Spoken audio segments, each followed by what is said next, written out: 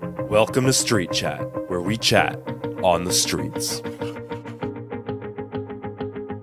All right, guys, I'd like to welcome our first guest of the show, a guy who played 5 years in the OHL, 5 years at CIS, currently obtaining his medical degree and his PhD at the University of Ottawa, and can now add author to his already impressive resume.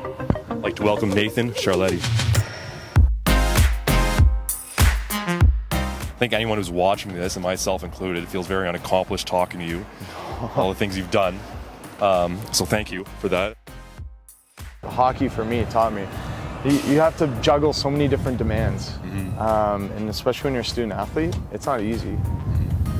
But you make time, you're more efficient, you get done what's supposed to be done, and oftentimes, like I just mentioned, I'm more efficient when I'm more busy. Yeah. When I have the whole day off, I won't do anything. That's the thing, is you think you have all this time in the world. 100%, yeah, and then you're more lackadaisical and you're checking Snapchat and you're doing this and that.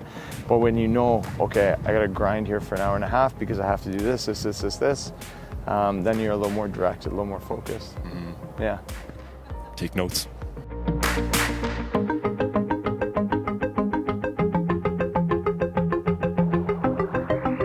I did look up Nathan Chiarlitti on YouTube, and one of the first clips that showed up is McDavid burning you when he was an underager and you were an overager. I don't know about burning. Wow. Well, I will loosely use, the word burning. All right. 3-2, Owen Sound.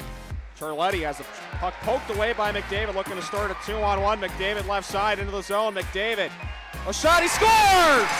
I still think Binnington should have had it. Oh, he was your goalie at the time? Yeah, he was a goalie, short-side cheese. Lo and behold, he ended up being a superstar, and now that video has like 11,000 or 11,000 views or something like that. No one else cares about anything else. Yeah. Well, that's what I want to ask. Except this video. I like that. Yeah. Is that video now like a source of pride or shame for you? Pride. It's conversation starter. Yeah. Do you know who this is? Oscar Peterson. Because it says right there. Yeah. You said to me a couple days ago that like right from day one, like being a doctor was priority number one. Yeah. Right. And I guess once I hit university, it was. I still wanted to be a professional hockey player all through my life growing up. And then you kind of see your name not get called in the draft. You see that you don't get invited to rookie camps, and you're thinking, okay, like, how do I make things work if things don't work out? And yeah, again, really fortunate because went to university, great people, and I was lucky enough, third kick of the can, to get into med school. So I was lucky enough to win a couple of community awards when I was in Antigonish for my undergrad and McGill for my master's. And yeah, I always kind of put a emphasis on education in school. Has anyone ever told you look like Franco? Yeah. Yeah. Yeah. Look at the camera. Show them. Yeah. I've gotten a couple of them before, but my friends are like, who's the less attractive brother? Little Franco? James or Dave? I don't know. I get them mixed Dave's up. the little guy, I think. Yeah. Anyways, they always say that I'm the worst looking one. Oh, thanks, guys. Yeah. Well, let's go back 11 years when you got drafted as a 16-year-old at Sarnia. And obviously you had like high ambitions, right, of playing in the NHL and pursuing that dream. Where you are now, are you happy with all that's happened? yeah, I think so. And that's a big motivating factor to actually why I wrote my book. And even though I was groomed to be a professional hockey player, even though I wanted more than anything to play in the NHL or to play pro, just because I didn't, it doesn't mean my career was a waste. Because hockey taught me so many things that I took, like hard lessons I learned on the ice or in the gym or talking to teammates or coaches or scouts or agents, and transferred that to the hospital or in academia. And influences the way I interact with patients or colleagues or professors.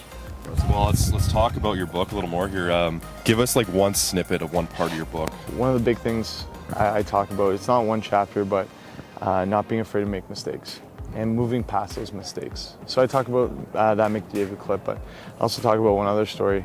I was 16, we're on the road in London, and I was stuck on the ice. Tavares was against me.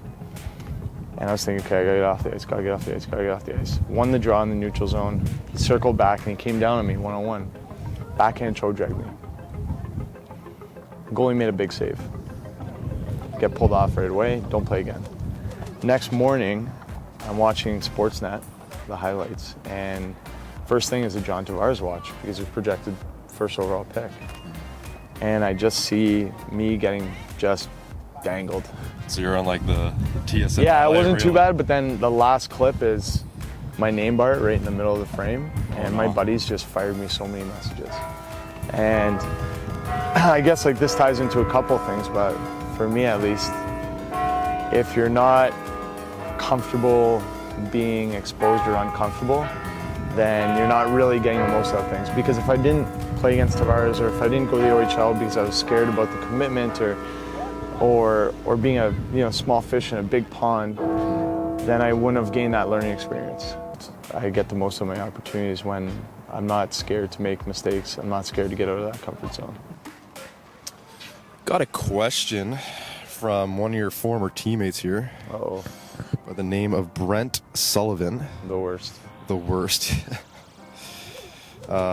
He asks. This can't be a serious question. Well, I don't know. Like, you're gonna have to tell me. So he says, ask him if he ever cried with a teammate when another player got released in training camp. That's actually pretty funny. Yeah, it was an emotional train wreck my 16-year-old year. Sully, I confide, my good buddy at the time, Jake Gwindon, bawled my eyes out for maybe 24 hours, I think, because he got cut. Yeah. Oh, and Sully was there, and he's like, man, you got to pick yourself up. Really? It's gonna happen. Just gave you so the tough love? often. I think, no, he was pretty supportive too, but I don't know. I guess it was the first time I've experienced something like that, and I don't know. I haven't talked to that guy in like 11 years, so. Well, so you got over it pretty quick. Yeah, Right? yeah, I guess it wasn't that big of a deal. Favorite current player in the NHL?